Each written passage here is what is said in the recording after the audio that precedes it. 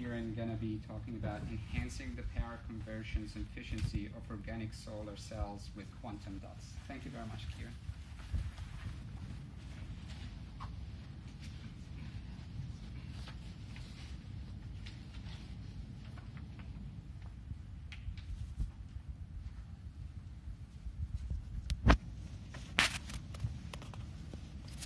Good evening, everyone.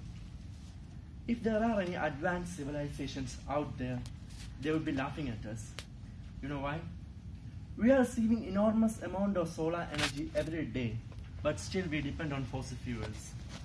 That sounds nonsensical, doesn't it? Welcome to my presentation. I am Kiran Sreedhar from Charles Darwin University. I'm a Master of Engineering student in Electrical and Electronics. And my topic is enhancing the power conversion efficiency of organic solar cells with quantum dots. 200,000 years on Earth, and still human civilization hasn't achieved the status of Type 1 civilization.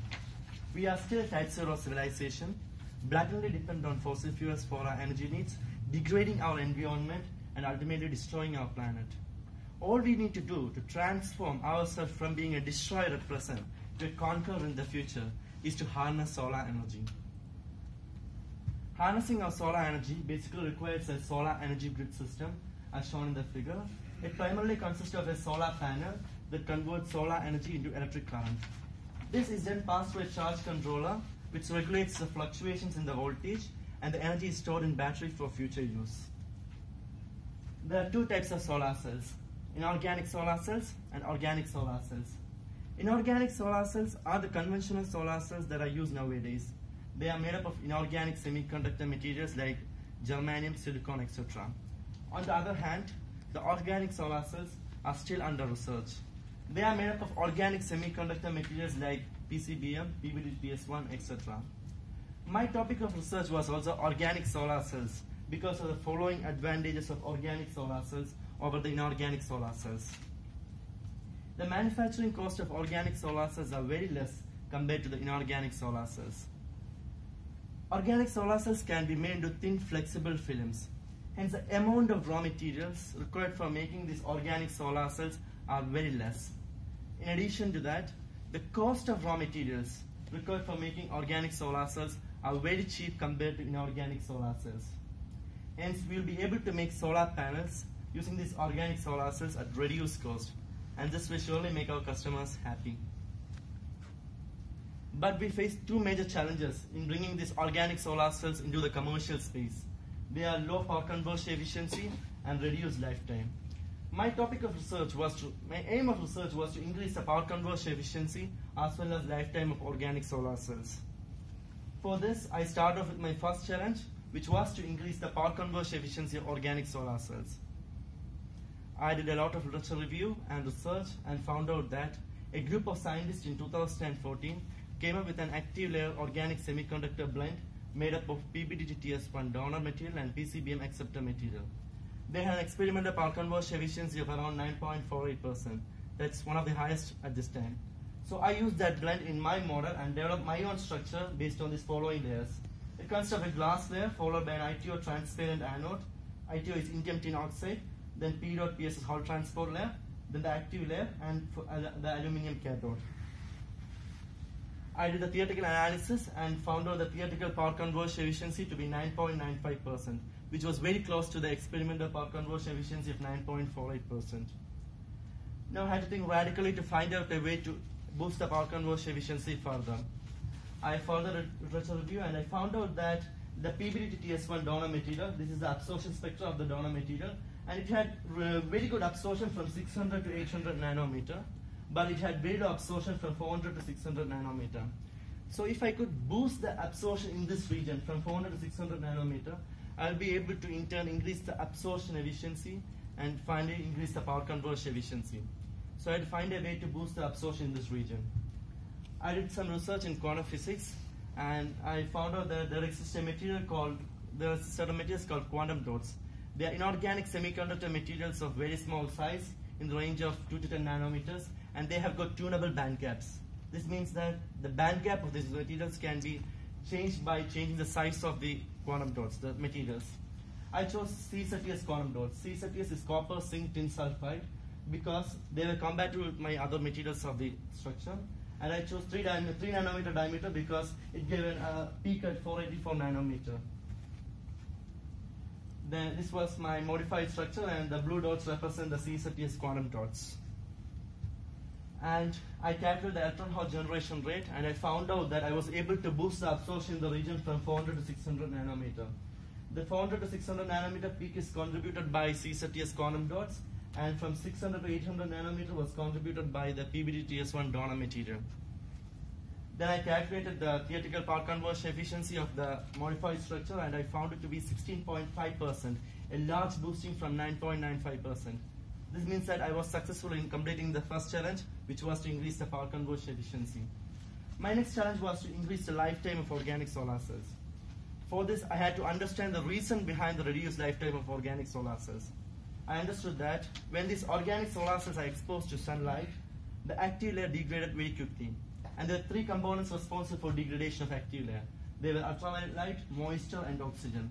So if I could cut off these 3 factors from reaching the active layer, then I could prevent the degradation and increase the lifetime of organic solar cells. Usually these organic solar cells are kept inside a glass box. This means that it cuts off moisture and oxygen from reaching the active layer.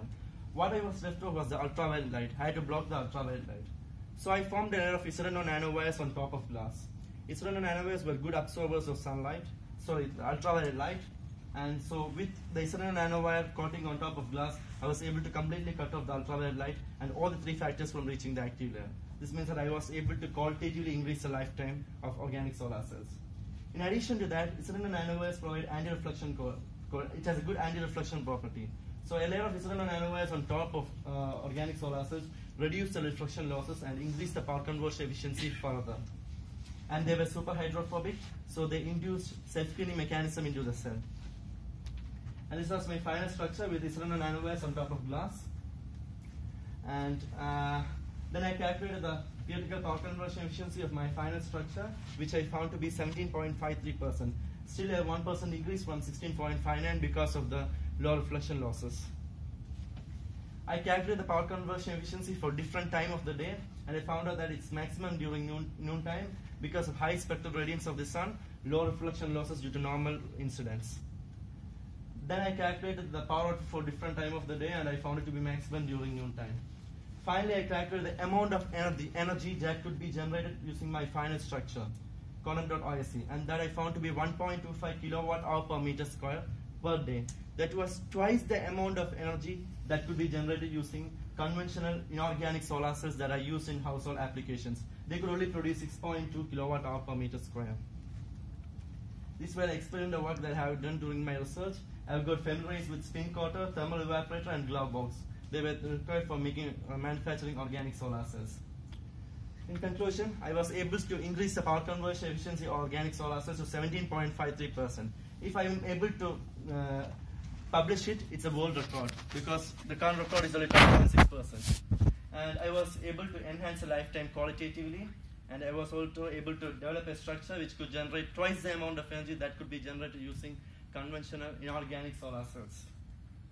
And future aspects, we could be able to generate world solar energy grid using cheap and highly efficient organic solar cells, quantum.organic solar cells, and we'll be able to reach the status of Type 1 civilization soon. These were my references, and thank you.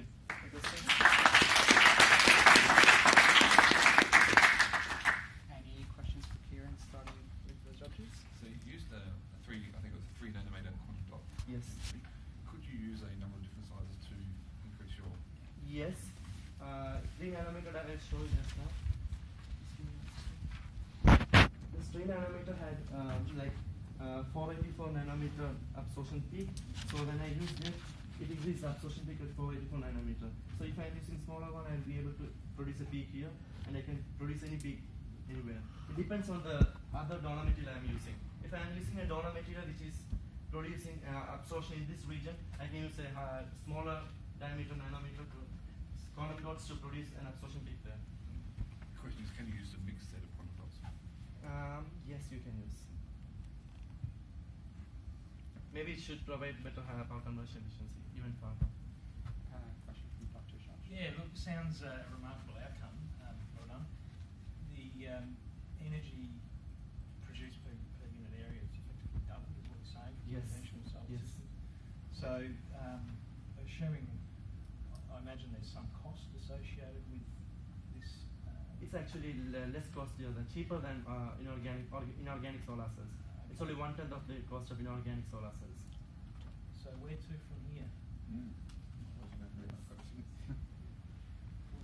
What do you propose to do from here? So you've achieved. I have to experimentally do it. Results? I have to experimentally do it and manufacture it. Okay. And, Maybe I'll be doing my PhD on it. So is there a proposal to independently verify your works? or Yes. have a peer reviewed, or- I spoke with my HOD of university and he told me like if he could give me a chance to do the PhD there and experimentally do this. Every theory needs a proof, so we have to do it experimentally. Yes. Any further questions, Mr. Judge? No. Yeah. On the audience. How robust would this be in normal environmental conditions, especially with those nanowires on top of the glass, so they'd be exposed to the environment? Yes, but to my knowledge, CZTS column dots are not radioactive, or the nanowires are not radioactive, and it isn't possible. I mean, how robust would they be against environmental influence, dust? Yeah, it's super hydrophobic. Nanowires are super hydrophobic. That means it repels water, and it also repels dust. And birds scratching on it. That I haven't done. I haven't done it. Just mechanical influences, that sort of thing. I haven't done it. Sorry. I suspect my question is closely related. What's the average life expectancy of a cell that you're proposing here versus a standard cell, please? Organic solar cells currently have a life expectancy of around 10,000 hours. That is very low. But with this, I have only qualitatively increased the lifetime. I haven't done the quantitative analysis of the lifetime. My research was basically on the improving the power conversion efficiency quantitatively. Other one was just qualitative analysis. So it should be more than 10,000 hours.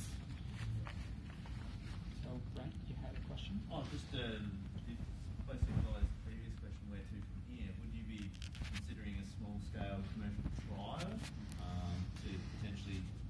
Yes, that's Okay. what I'm planning to do in my PhD. Commercialization will require bulk production because only if you produce it in bulk amounts, then it will be cheap. Otherwise, it will be costly.